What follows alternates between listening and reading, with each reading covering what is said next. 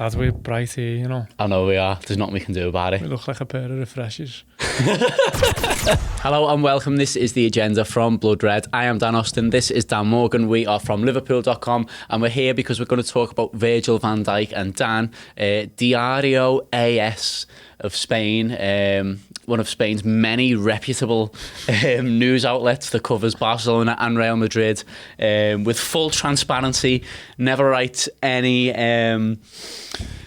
should we say less? Well, I was going to be maybe a bit more polite than that, but yes, definitely never does that. If we think our press sometimes, the national press is a bit iffy. Theirs is a whole new level. But anyway, Diario AS has said that Real Madrid and Barcelona will look to make transfer record moves for Liverpool's Virgil van Dijk. You've written something about it for our website today, and essentially we absolutely believe that it's a load of nonsense, and why, if you were any Liverpool player at this point, never mind Virgil van Dijk, would you want to leave to go to either of those clubs? Yeah, I mean, if they're less reputable than Marca, then they're doing well. But the story is, in many ways, a non-story. It feels very much like column inches, doesn't it?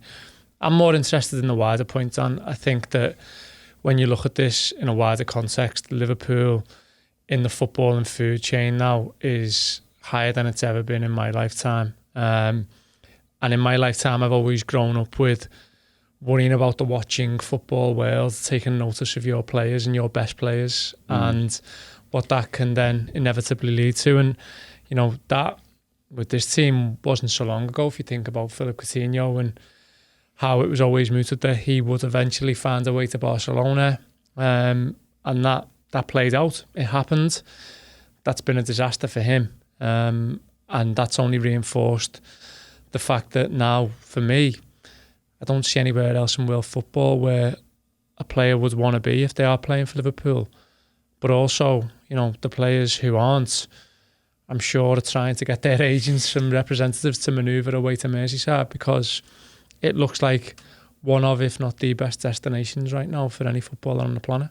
It has happened plenty of times, certainly since I've been watching football since the early 2000s, that Liverpool players have moved to Real Madrid or Barcelona for different reasons. And by and large, quite a few of them have done really well. So, to back up your point on Coutinho there, Michael Owen ran down his contract at Liverpool, went to Real Madrid, it didn't work, he had to move back to England just a year later. But Xabi Alonso went to Real Madrid at a time that he thought was right for him. It certainly wasn't right for Liverpool. He went on, he won the European Cup. I think Alvaro Arbeloa won 3 European Cups with Real Madrid, or certainly at least 2. And he's a bit of a legend at that club now. He came through there, ended up going back. We're now in the position where I don't think any single member of our squad, even the Latin American ones who seem to have this natural draw towards Spanish football based on common culture, common language, etc., I don't think any of them would genuinely think they'd be better off in any tangible way by going to Barcelona or Real Madrid. The only thing that could still be a draw, I would say, is lifestyle. If you want to live somewhere hotter and sunnier than Liverpool, and your family wants to live in a Spanish-speaking country, then yeah, maybe. But in terms of playing for the best football team, in terms of challenging for the major honours in the game, and also in terms of what you're going to receive as a salary, those places aren't massive steps up on Liverpool. Yes, Real Madrid will pay you maybe 50 more grand a week, but once you're already on 200 grand a week, does it make that much difference? And I think that the way Liverpool have operated in the transfer market over the past few years means they've brought in the kinds of characters that aren't going to be too fussed on that. So the story is about Van Dijk. If Virgil van Dijk was bothered about leading a certain lifestyle or earning a certain amount of money, when he joined Liverpool at the end of 2017, he would have been telling his agent, get me Barcelona or get me Real Madrid, or I want to move to Manchester City, because that offer was on the table. But instead he bought into Liverpool, and so many other players that have become stars have bought into Liverpool as well, that you just look at the squad and go, I don't think anyone is knocking down a door here saying I want to go to Barcelona or Real Madrid because it's better for me. Maybe after 3, 4, 5 years of being in Liverpool, someone might just want a different challenge in a personal sense in their personal lives. But from a purely footballing industry, from a purely sporting point of view, Liverpool is genuinely a final destination now, isn't it? It's not a stepping stone for you to get to one of the 2 big clubs in La Liga. Yeah, I completely agree. And Van Dijk's a big part in that he moved to Liverpool at 26, and like you rightly say, he's seemingly got the pick of Europe's elite clubs at the time. Now, Liverpool's previous transfer strategy and model up until that time felt very along the lines of young players, 18 to 25, with, in all honesty, the notion that you would accept that they would may eventually move on to somewhere like Real Madrid or Barcelona because you're putting them on that trajectory.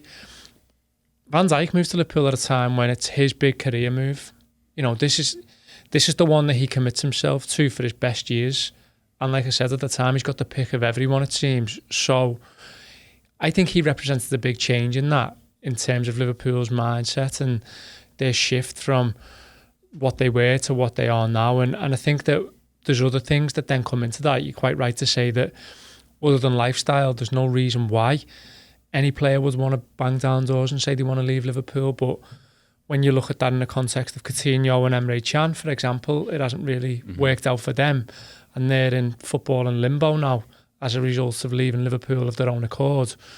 Then, again, that's something for the players who are there now to say, well, you know, I'm all right here. I can deal with the weather, which is probably the worst thing, because I'm at one of, if not the best side in Europe, and the league also plays a part then because it's the most competitive league in Europe. You go to Spain, you look at Neymar, who goes to Paris Saint-Germain and is playing against a gang of farmers every week. That's no good to him. That does him no good, because he hasn't got that level of competitiveness that he needs as an elite footballer, so therefore his own level drops.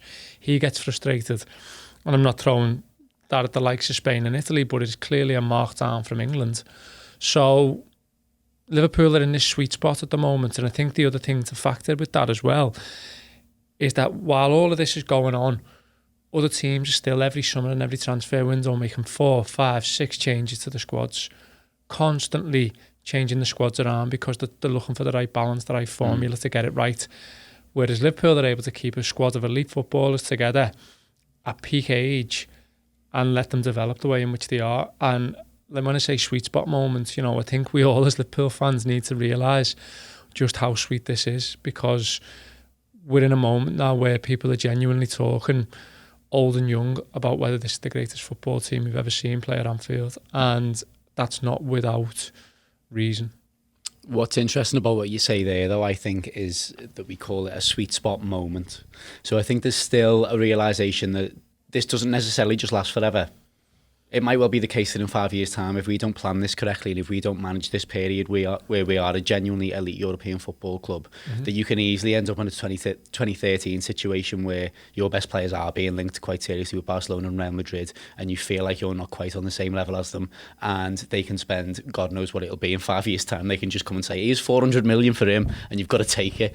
So as much as we really appreciate, and we all have got to sort of take time and take stock of how brilliant Liverpool are now and how quickly they've come around and done it as well, there is a need, isn't there, to make sure that it lasts as long as possible, because there are so many now of those clubs that have been at the very, very top for 20, 25 years that they can, in theory, manage a few iffy years. If Real Madrid don't win a La Liga for the next 4 or 5 years, they're going to be all right in the grand scheme of things, aren't they? They'll be back after that winning whatever it is. And then are now sort of a financial elite level of football club that are always going to be all right, because no matter what, they can always just spend their way out of a problem if they find themselves in one. Liverpool aren't quite elite in the same level as either of those two yet, but they need to make sure that over a period of time that is what happens. I think I agree with you to a point. I think Liverpool are elite enough off the pitch to survive at the top of the tree. What that means is you put that in the context of them being a successful football club and a club who will generate income in a business sense because the Liverpool Football Club. That's never going to stop. I get what you're saying. It's the on-pitch success that needs to be planned for in the long term. But I always look at what's worked in this league before, and you talk a lot about what Ferguson did at United and the level of almost self-sustainability he got his teams to was so effortless and so faultless that it only took minor changes to that team for them to look huge in a positive sense. So, you know, you go and buy Ruud van Nistelrooy as a target man up front. That's one player, but he completely changes the dimension of the team because the team itself is that good. You know, you lose a player like Roy Keane, and Liverpool fans at the time are saying, God, United are going to fall to bits. It's not, because, like I said, the system around them is built to such strength that these little things don't affect the bigger picture. Now, nothing lasts forever, and I get that. But I think what Jurgen Klopp's doing at Liverpool is he's putting that kind of system in place whereby this all isn't built on a pack of cards and won't all fall down if one thing goes wrong. I think it's a plan which will sustain a level of, you know, things tailing off and being unsuccessful if they are to be for a while.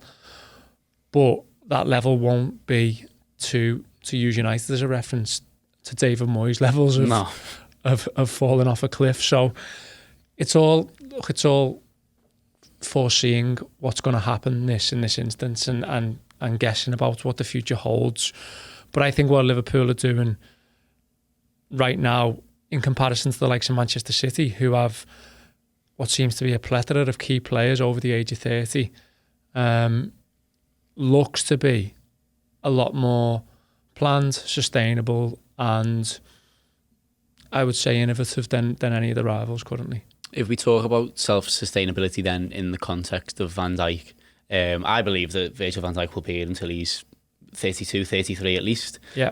I don't see any tangible reason, unless Liverpool somehow drop off a cliff, why he would leave. It's quite clear to me then that Ki-Jana and Sepp van den Berg are chosen very specifically as transfers in the last sort of 12, 18 months by Liverpool because they are the perfect players to then learn from him. So Liverpool this summer had absolutely no interest at any stage in signing Matthijs de Ligt, who went to Juventus, because they haven't done any genuine sustainability planning for Leonardo Bonucci and Giorgio Chiellini. They're in their mid-30s now. They haven't got time to buy a 17-year-old and have him develop in the youth team for a while. They needed to spend £70 million on a 19-year-old lad from Ajax because they didn't really have a choice. Liverpool are doing the opposite because they've got Van Dijk, seen how well it's gone, and have thought, right, we don't need to touch centre-half for 5-6 years here, but let's sort out 5-6 years now rather than wait until then when a bang average centre-half is probably worth 120 million quid and a top draw centre-half is worth 200. Let's just get this lad who's playing really well in the Netherlands now, who is 17 years old, and you know what, it might not work out for him, but we've got evidence, we've got data that really implies that it's going to. Let's sort him out, and then here's this second one, let's go and get him as well. So not only should Liverpool really be able to keep hold of Van Dijk now, but they're doing their very best to find the next Van Dijk before he turns into the superstar that they had to pay 75 million quid for. Yeah, and you know, either of those two players you've referenced could be in 5 years' time playing in a back four with Trent Alexander-Arnold and Joe Gomez, who would be and still Andy Robertson at maybe 30, but maybe 30, yeah. No older than 25, 27, yeah. Those two players. So it all points to Liverpool doing things the right way with the right strategy. And you know, I've got a bit of a theory about Van Dijk, and that I've said for a while, not to his detriment in any way, but he just looks to me like a player whose legs might fall off when he hits about 33, 34.